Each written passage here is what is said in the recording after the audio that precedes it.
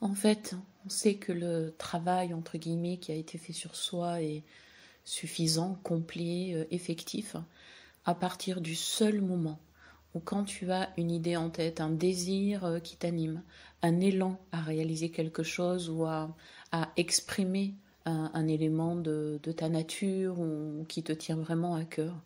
C'est-à-dire quand à ce moment-là, tu ne te poses plus mais aucune question. En fait, tu n'as même pas conscience de ne pas t'en poser parce qu'en fait, il n'y en a pas. Il n'y a pas de limite, il n'y a pas d'injonction, il n'y a pas d'entrave.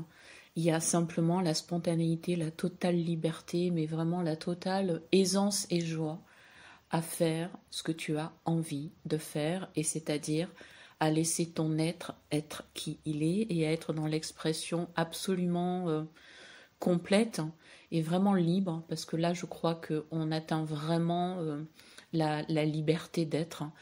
Voilà, quand tu arrives à cet endroit où en fait ce qui t'anime se traduit dans ta réalité et prend forme.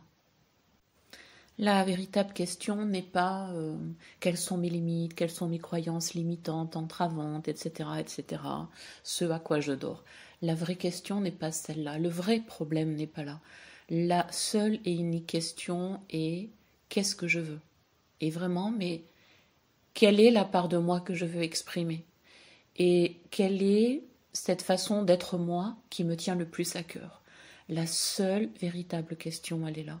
Et à partir du moment où tu arrives à te permettre ça, à t'autoriser ça, c'est-à-dire à faire autorité sur ton désir pour qu'il devienne dans la matière, dans la réalité concret, qu'il l'advienne et qu'il te réalise en se réalisant, alors oui, alors là, on peut dire que la résolution à ce que tout ce que tu croyais être, tes problèmes, tes entraves, tes empêchements, tes limitations, etc., etc., etc., devient mais non seulement obsolète, mais en fait une grande farce, une énorme farce. C'est-à-dire qu'il n'y a qu'un seul endroit où regarder, c'est là où tu es, maintenant, et ce que tu as envie d'exprimer dans la nature de qui tu es, maintenant. Et ce prendre forme-là est simplement ta destinée. De fait, il devient très clair que finalement, là où tu as la main, c'est sur tes choix. Et non pas en te disant je ne peux pas parce que j'ai des croyances, parce que mon histoire. Non, non, ça c'est des prétextes, des raisons, une victimisation fondée, hein, parce qu'effectivement tu peux toujours trouver des raisons aux causes. Ça c'est linéaire, ça c'est la troisième dimension, c'est une façon encore de raisonner sur le cause-conséquence. Mais en fait, quand tu es dans une dimension beaucoup plus globale, beaucoup plus quantique, en fait, tu deviens celui et celle qui produit l'effet. Tu deviens l'origine de toute chose et tu reviens à ton origine, à ta propre source. Et en fait, c'est toi qui produis. Et en fait, le déclic, je dirais l'élément central, c'est simplement le choix. Qu'est-ce que je décide? Qui je décide d'être? Et enfin, est-ce que je me donne cette liberté d'aller vraiment là où j'ai envie d'aller, d'œuvrer de la façon dont j'ai vraiment envie d'œuvrer?